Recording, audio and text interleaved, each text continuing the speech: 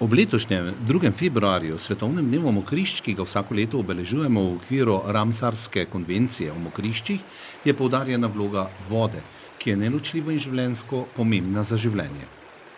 Tema mokrišča in voda želi osvetliti pomen mokrišč kot vira sladke vode in spodbuja ukrepe za njihovo obnovo ter zaustavitev izgubljanja mokrišč.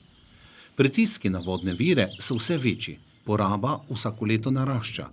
V svetovnem merilu se soočamo s sladkovodno krizo, ki ogroža živa bitja, ljudi in celoten planet. Uporabljamo več sladke vode, kot nam jo narava nudi, ob tem pa še uničujemo in onesnažujemo ekosistem, od katerega je voda najbolj odvisna, mokrišča. Voda in mokrišča sta neločljivo povezana v sožitje, ki je ključno za življenje, naše počutje in zdravje planeta. V Sloveniji mokrišča pokrivajo 5,9% vsega ozemlja in njihova biotska raznovrstnost je med najbolj ogroženimi ekosistemi v državi. Vzroki so podobni kot drugje po svetu, so pa ekosistemi v Sloveniji še posebej občutljivi zaradi majhnosti in razdrobljenosti, ki so posledica človekovih aktivnosti.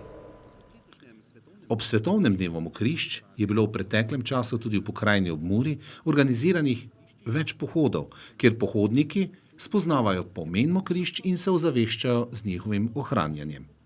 Zaradi trenutnih razmer v letošnjem letu skupinskih pohodov ob svetovnem dnevu mokrišč ne bo.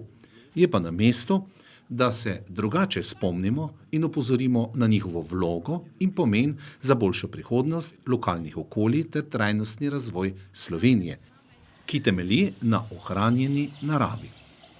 Mokrišča in vode so njen neprecenljivi dejavnik. Zato moramo poskrbeti, da bomo naša mokrišča in vode celostno ohranjali in obnavljali.